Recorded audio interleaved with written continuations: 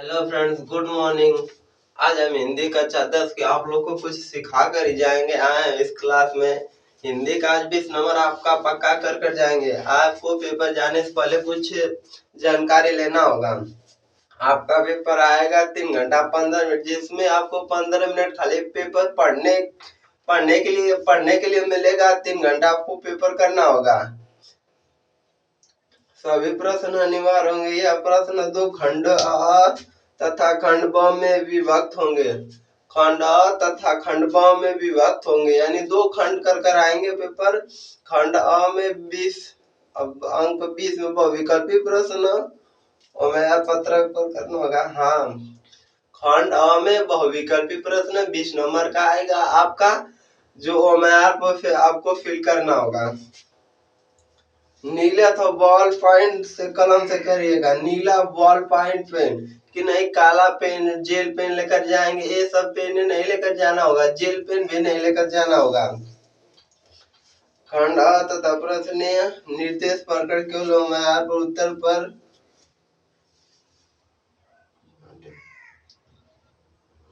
हाँ, इरेजर का आप प्रयोग न करें पेपर में। कटर इरेजर का प्रयोग कटर का कर सकते हैं, पर इरेजर का नहीं कर सकते हैं। उसे मिटा नहीं सकते हैं। व्हाइटनर का प्रयोग नहीं कर सकते हैं। पेपर में आप पेपर देने जाएंगे तो व्हाइटनर जेल पेन ये सब वगैरह न लेकर जाएं। प्रश्न खंड ब 50 नंबर के सभी प्रश्नात्मक प्रश्न होंगे। खंड ब में सभी प्रश्नों का उत्तर एक साथ करें। प्रथम प्रश्न प्रारंभ कीजिए, अंतिम प्रश्न तक करते जाइए। जो प्रश्न न आता उसे नष्ट कीजिए। जो प्रश्न आ रहा है आप लोग को भाई लोग, उसे करते जाइए। जो नहीं आ रहा है उसे छोड़ दीजिए। आप अपना बोर्ड पेपर में टाइम नष्ट मत कीजिए।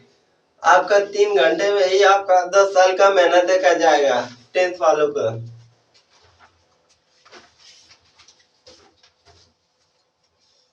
आ जाइए, हम 20 नंबर फिक्स कर ही जाएंगे। पहला है ये 2025 का पेपर। आप लोग को इसका 3 सेट बताएंगे। 20 यहाँ के 60 MCQ आपका हो जाएगा। फिर कितना कौन टॉपिक कितना नंबर को, वो भी आपका फिक्स करा कर जाएंगे। आइए प्रश्न नंबर 1 पे आते हैं हम लोग। क्या बोलूं क्या याद करूं, रचना की विधा है। क्या बोलूं क्या याद करूं, रचना की विधा है। पूछ दिया है विधा। संस्मरण आत्मकथा जीवनी कहानी।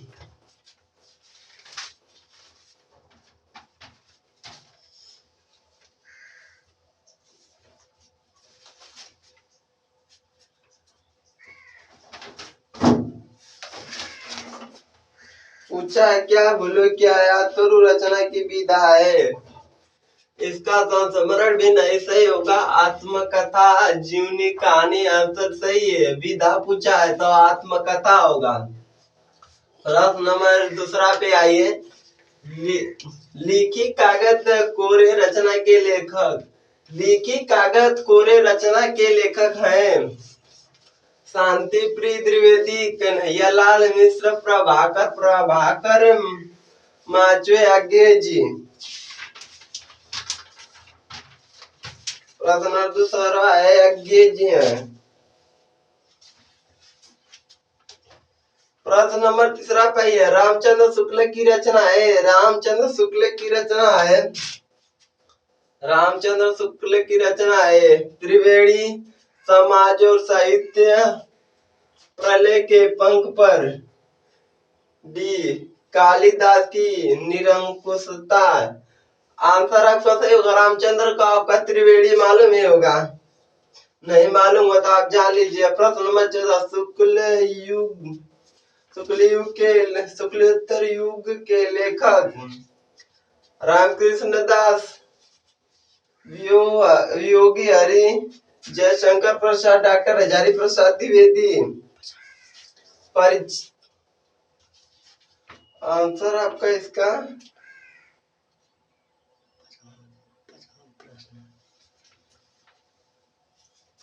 जयशंकर प्रसाद इसका होगा।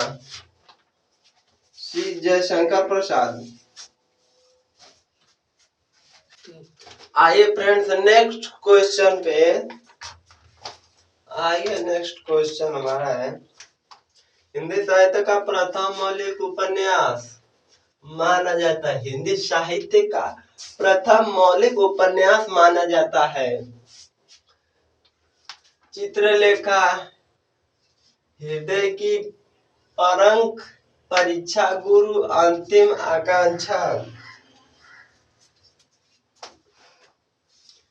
आपका आंसर सी सही है, परीक्षा गुरु। हिंदी साहित्य का प्रथम मौलिक उपन्यास माना जाता है, परीक्षा गुरु को माना जाता है। आइए नेक्स्ट क्वेश्चन पे आते हैं, रीतिबद्ध काव्य धारा के कवि हैं। रीतिबद्ध काव्य धारा के कवि हैं। रीतिबद्ध काव्य धारा के कवि हैं बोधा, गानानंद, मोतीराम बिहारी। आंसर आपका सही होगा सी, मोतीराम। रीतिबद्ध काव्य धारा के कवि हैं बोधा, गानानंद, मोतीराम बिहारी। आपका आंसर सही होगा बिहारी। नेक्स्ट क्वेश्चन पे आते हैं, रीतिकालीन कवियों ने काव्य भाषा के रूप में प्रतिष्ठित किया है। अवधि को, ब्रज भाषा को, खड़ी बोली, इनमें से कोई नहीं। अवधि को, ब्रज भाषा, खड़ी बोली, इनमें से कोई नहीं। बोला था रीतिकालीन काव्य धारणा काव्य भाषा के रूप में प्रतिष्ठित किया था ब्रज भाषा। आंसर बी, ब्रज भाषा को।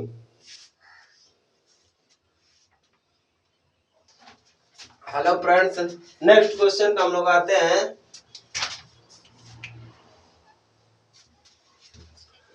छायावाद युगीन के कवि है, छायावाद युगीन के कवि अयोध्या सिंह उपाध्याय, हरिऔध बी, मैथिली शरण गुप्त, सी, रामधारी दास, रामधारी कृष्ण दास, डी, महादेवी वर्मा।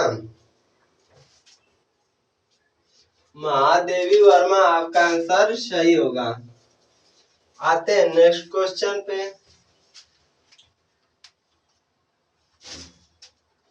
कनुप्रिया, कनुप्रिया के रचयिता है, कनुप्रिया के रचयिता है निराला, गिरिजा कुमार, माथुर।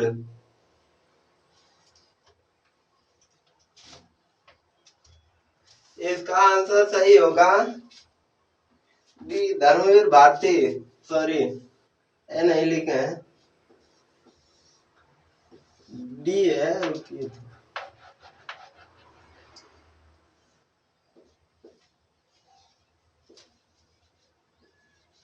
धर्मवीर भारती।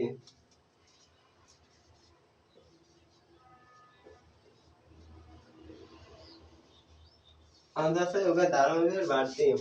प्रश्न 10वां पे आते हैं, नई कविता युग के कवि हैं, नई कविता युग के कवि हैं समेसर, समेसर बहादुर सिंह, केदारनाथ अग्रवाल, त्रिलोचन, शिवमंगल सिंह सुमन। आपका आंसर सही होगा समेश्वर बहादुर सिंह। नई कविता युग के कवि हैं Sameshwar Singh Bahadur. Hello friends, next हम लोग नेक्स्ट क्वेश्चन पे यानी अगला क्वेश्चन पे आते हैं। हास्यरस का अस्थायी भाव, हास्यरस का अस्थायी भाव, हास्य शोक रीति, इनमें से कोई नहीं। आप बताइए उत्तर इसमें कौन सा सही हो सकता है। हास्य शोक रीति अस्थायी भाव, हास्य शोक रीति, इनमें से कोई नहीं। आपका आंसर सही होगा हास्य। हास्य, हास होगा इसका, ना कि शोक होगा, ना कि रीति होगा, ना इनमें से कोई नहीं। इसमें आपका हास्य होगा। जहाँ उपमेय में उपमान की संभावना की जाती है वहाँ होता है रूपक अलंकार, उत्प्रेक्षा अलंकार, उपमा अलंकार, इनमें से कोई नहीं। इसमें होता है उपमा अलंकार। जहाँ उपमेय में उपमान, जहाँ यहाँ दिया है ना उपमेय में उपमान, तो उपमा हुआ कि नहीं, उपमान की जाए की संभावना की जाती है, वहाँ उपमा अलंकार होता है। एक क्वेश्चन दोबारा डाउट नहीं होना चाहिए, क्लियर कर लीजिए। सोरठा छंद के द्वितीय चरण में कितनी मात्राएं होती है? सोरठा छंद के द्वितीय चरण में कितने मात्राएं होती है? 13 होती है, 8 होती है, 16 होती है, इनमें से कोई नहीं। कौन सा आप लोग सही बता रहे हैं? 16, 8? आंसर सही होगा 13 होगा। 13 मात्राएं होती है। सोरठा छंद के द्वितीय चरण में कितनी मात्रा होती है? 13 होती है। प्रश्न नंबर 14 वहां पे ये उपहार शब्द में प्रयुक्त उपसर्ग है। उपहार शब्द में प्रयुक्त उपसर्ग है अप, अभी, उप, इनमें से कोई नहीं, इसका होगा अप। उपहार पूछ रहा है, हार को काट दीजिए। अप आ रहा है कि नहीं, उप आ रहा है, उप, इसका सही होगा अप होगा। आइए भाई लोग नेक्स्ट क्वेश्चन पे आते हैं, 15वां पे। त्रिभुवन में समास है, त्रिभुवन में समास है। तत्पुरुष, दीर्घु, काव्य, कर्मधारा, इनमें से कोई नहीं। दीर्घु आपका आंसर सही होगा, दीर्घु। त्रिभुवन में समास है दीर्घु। प्रश्न नंबर नेक्स्ट पे आइए, 16वां पे। ओष्ठ का तद्भव शब्द है, ओष्ठ का तद्भव शब्द है। ओष्ठ, ओष्ठ, ऊठ, ओठ, इनमें से कोई नहीं, आपका आंसर सही होगा ओठ। ओष्ठ में ओष्ठ का तद्भव, ओष्ठ का तद्भव शब्द होगा ओठ। युष्म देखिए शब्द के तत्व में एक वचन का रूप है। युष्म शब्द के रूप है तो, तुई, त्वंत, इनमें से कोई नहीं। आपका आंसर सही होगा द्वित्वी। 18वां पे अर्थ, अर्थ के आधार पर वाक्य के कितने भेद हैं? अर्थ के आधार पर वाक्य के भेद हैं 8, 7, 6। आप लोग इसका आंसर सही कर रहे हैं 7? नहीं नहीं नहीं, इसका आंसर होगा 4।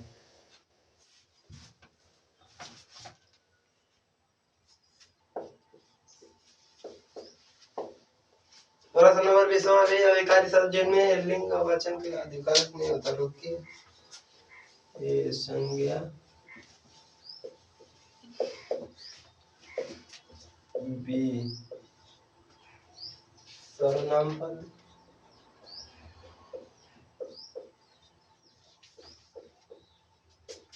सी, अव्यय,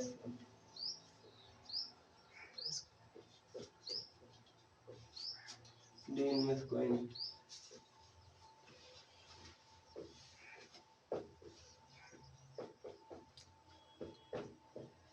प्रश्न नंबर 18 को हुआ था।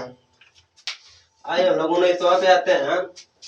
छात्र विद्यालय में खेलते हैं, छात्र विद्यालय में खेलते हैं, छात्र विद्यालय में खेलते हैं, कर्तव्यवाची वाक्य, कर्मवाची वाक्य होगा। छात्र विद्यालय में खेला करते हैं, छात्र द्वारा विद्यालय में खेला करते हैं, छात्रगण विद्यालय में खेलेंगे, इनमें से कोई नहीं। आपका आंसर इसमें होगा सी, छात्रगण विद्यालय में खेलेंगे। आइए नेक्स्ट लास्ट क्वेश्चन जो है, वे अविकारी शब्द जिनमें लिंग वचन एक कारक आदि के कारण परिवर्तन नहीं होता है। संज्ञा, सर्वनाम, पद, अव्यय, इनमें से कोई नहीं। अव्यय आपका आंसर सही होगा। वे अविकारी शब्द जिनमें लिंग व के कारक आदि के कारण परिवर्तन होता है। आप लोग को 20 में से कितना समझ में आया है उसे कमेंट बॉक्स में बताइए। फ्रेंड्स, आप लोग लाइक, सब्सक्राइब, कमेंट कीजिए, अपने छोटा भाई को भी सपोर्ट कीजिए। आपसे शिक्षा से संबंधित जो भी हमें आएंगे प्रश्न, हम भी 11th के छात्र हैं, आपको जितना उतना ही आपको बताएंगे, जितना ज्ञान रहेगा।